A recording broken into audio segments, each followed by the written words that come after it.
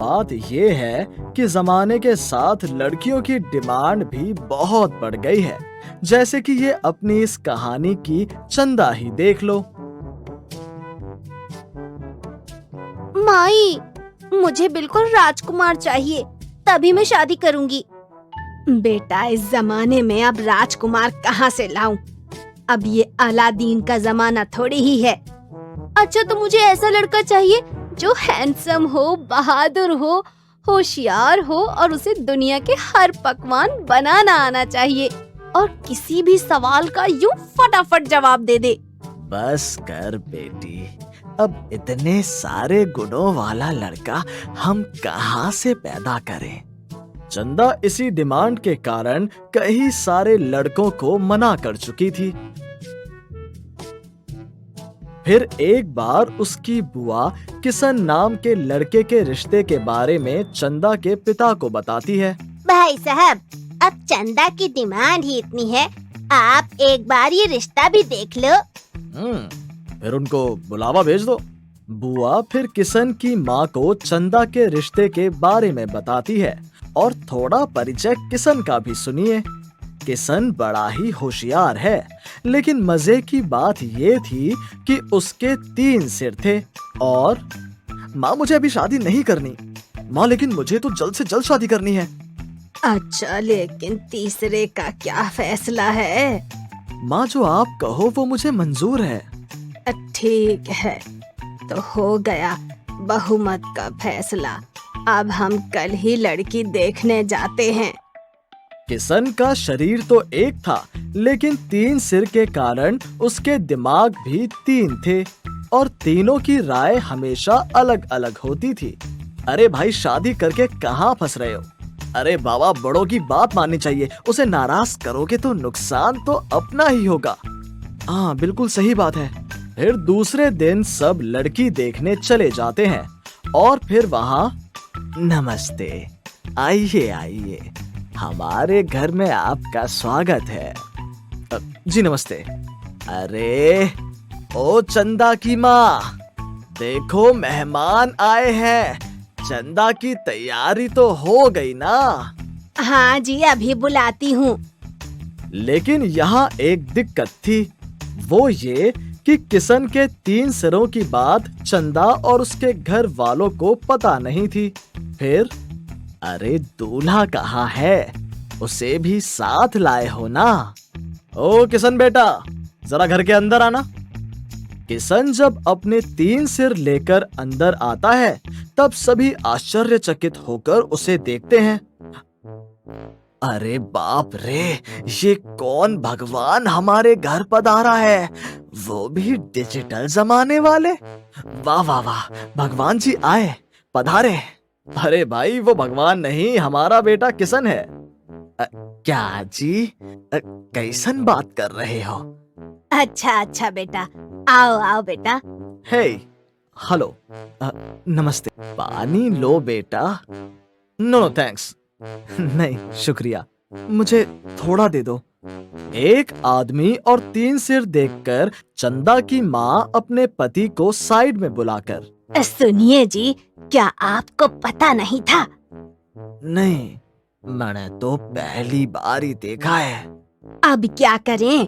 क्यों ना ये फैसला अब चंदा पर ही छोड़े। फिर मेहमान की मेहमान नवाजी के लिए चंदा को बुलाया जाता है। तब चंदा, ओ माई, मैंने तो राजकुमार कहा था, लेकिन आप तो डायरेक्ट स्वर्ग से ही किसी भगवान को ले आई हो। बेटा, भगवान तो हर किसी में है, अब चाहे वो इन्हें ही समझ लो। फिर चंदा सबको चाय पानी देती है। चंदा को देखकर किशन का पहला सिर भी शादी के लिए तैयार हो जाता है। और फिर, क्या हम अकेले में बात कर सकते हैं? ये बात सुनकर सब हंसने लगते हैं और फिर चंदा के साथ किशन बात करने लग जाता है। तो बोलिए, क्या बात करना चाहते थे आप? आपको क्या बनाना आता है? आपको क्या पसंद है? अरे, क्या आप एक एक करके सवाल नहीं पूछ सकते? हाँ बिल्कुल। हाँ, तो बाकी चुप रहो, मैं पहले बात करता हूँ। पहले मैंने उसे बात करने के लिए सबसे पूछा है। अरे ऐसे कैसे, अब तक तो तैयार नहीं थे, और चले पहले बात करने। तो बात ऐसी हुई कि तीनों सिर आपस में ही भिड़ गए और चंदा उनकी नादानी देख बड़ी जोर से हंसी और फिर अरे बस करो, एकदम चुप। अब मैं जो पूछूंगी उसके आप एक एक करके जवाब देना। चंदा का रौब तीनों सर पर भारी पड़ गया और सब चुप हो गए और चंदा एक एक करके सवाल पूछने लगी। मुझे बताओ कि ओलंपिक में भाला फेंक में गोल्ड मेडल किसको मिला? नीरज चोपड़ा। तुम्हें खाने में क्या क्या बनाना आता है? दुनिया का हर एक नया पकवान जो तुम चाहो। भले ही किशन के तीनों सिरों की आपस में मिलती ना हो, पर तीनों सिरों का नॉलेज बड़ा ही तेज था। आप तो हर एक चीज जानते हो और कई अलग अलग गुण हैं आप में। चंदा को किशन की यही बात बहुत पसंद आती है और लेकिन मुझे वादा करो कि आप कभी आपस में नहीं भिड़ोगे। हाँ, हम वादा करते हैं और हर एक फैसले पर एक दूसरे का साथ देंगे। फिर चंदा और किशन शादी करने का फैसला कर लेते हैं। घर वाले भी इस बात को सुनकर खुश हो जाते हैं। अच्छा हुआ कि रिश्ता तय हो गया। अरे मिठाई बंटवाओ और तारीख पक्की करो। फिर बड़ी ही धूमधाम से चंदा की 3 सिर वाले किशन के साथ शादी हो जाती है और खुशी से अपना जीवन बिताने लगते हैं। सीख, ये तो एक कहानी है, लेकिन असल जिंदगी में लड़कियों जरा सोच विचार करो। इतनी सारी डिमांड के लिए सच में कोई 3 सिर वाला किशन तो नहीं मिलने वाला। बाकी आप खुद समझ।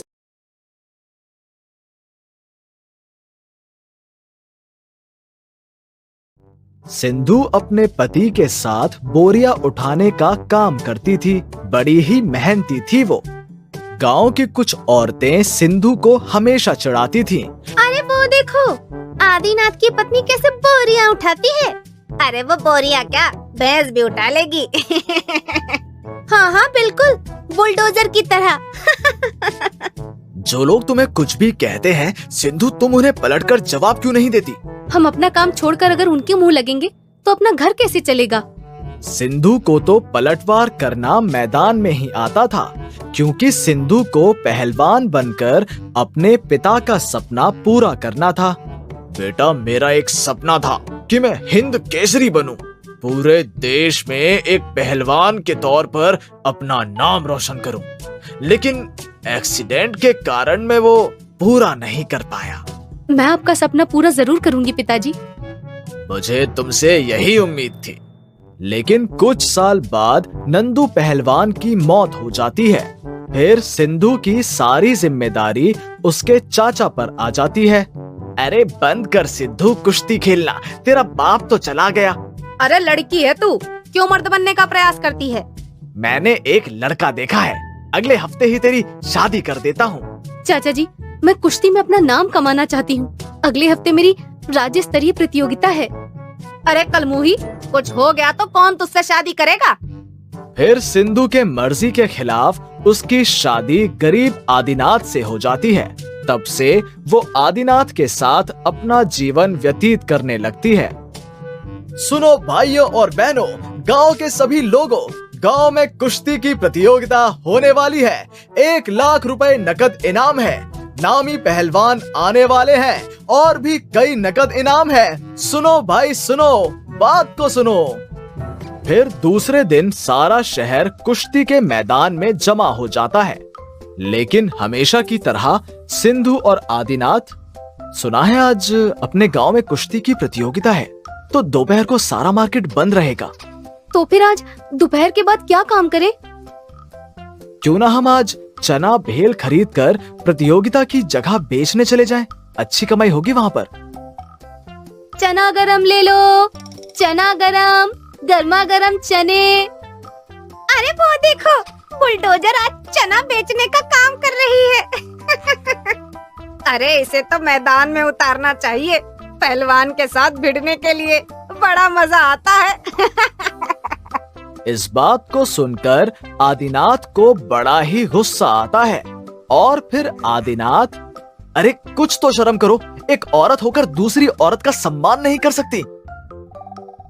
अरे क्या गलत कहा मैंने? तुमसे शादी से पहले पहलवानी ही तो करती थी। आदिनाथ को ये बात सुनकर बड़ा ही आश्चर्य होता है। उसे भी ये बात पता नहीं थी। और सिंधु, क्या ये सच है? जाने दीजिए, कहाँ इनके मुंह लग रहे हो।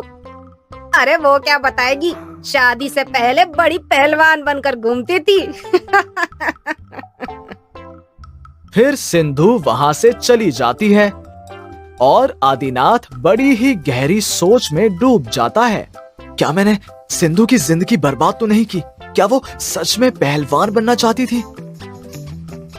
और वहाँ मैदान में कोई भी शेरा पहलवान से लड़ने को तैयार नहीं था। लगता है इस शहर में सारे नामर्द हैं, कोई भी हमसे भिड़ने को तैयार नहीं। क्यों सरपंच जी, क्या हुआ? शेरा को विजेता घोषित करें। अरे रुको रुको, अरे कोई तो बहादुर माई का लाल होगा जो इस शेरा को हराएगा और अपने गांव का नाम रोशन करेगा। सारे मैदान में चर्चा शुरू होती है कि आज शेरा पहलवान बिना कुश्ती के ही इनाम ले जाएगा। फिर मैदान में आदिनाथ वापस आता है। फिर वहाँ 5 रुपए का चना जोर, 5 रुपए का चना जोर, गरम चटपटा नमकीन चना। आदिनाथ एक बार अपनी पत्नी सिंधु की ओर देखता है। फिर वहाँ से चलकर सीधा मैदान में सरपंच के पास पहुँच जाता है। सरपंच जी, मेरी पत्नी भी इस प्रतियोगिता में भाग लेना चाहती है। अरे उसो, कुश्ती का मतलब भी पता है या नहीं? उसे सारे दांव पेच आते हैं, उसे बस एक मौका दे दो। सरपंच जी सोच विचार करके मंजूरी दे देते हैं। अनाउंसर को ऐलान करने का इशारा करते हैं और फिर सुनो भाइयों और बहनों, आज गांव की एक महिला पहलवान लड़ेगी कुश्ती के मैदान में और उसका नाम है सिंधु पहलवान। इस बात को सुनकर सारे गांव वालों के साथ सिंधु भी आश्चर्यचकित हो जाती है और वो आदिनाथ के पास चली आती है। आपने ये क्यों किया? देखो सिंधु, अब मैं तुम्हारी जिंदगी और बर्बाद नहीं करना चाहता। अब यही सही मौका है, दिखा दो सबको कि तुम असल में क्या हो। लगता है बोरिया उठाते उठाते दिमाग ढीला हो गया है इसका। अरे थोड़ी देर रुको, इसका तो सब ढीला हो जाएगा। तो सिंधु के साथ शेरा पहलवान ने भी लड़ने का फैसला कर लिया है। अब दोनों की प्रतियोगिता शुरू हो रही है। छोरी, तेरी इतनी हिम्मत, आज तो तुझे ऐसा पलंग तोड़ दाव मारूंगा कि सारी जिंदगी भर शेरा को याद रखेगी। अच्छा। शेरा पहलवान की इस बात को सुनकर ही सिंधु ने अपने दांव पेच के पलटवार करना शुरू कर दिया। शेरा को पकड़ पकड़ कर बोरियों जैसे उठाकर पटकने लगी। शेरा तो हाथ भी न लगा सका। वाह छोरी, तूने तो कमाल कर दिया।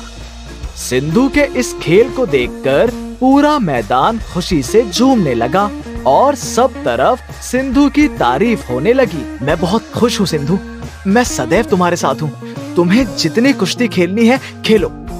सिंधु ने कई इनाम जीते और गांव का नाम रोशन किया। हेलो दोस्तों, कैसे हैं आप सब?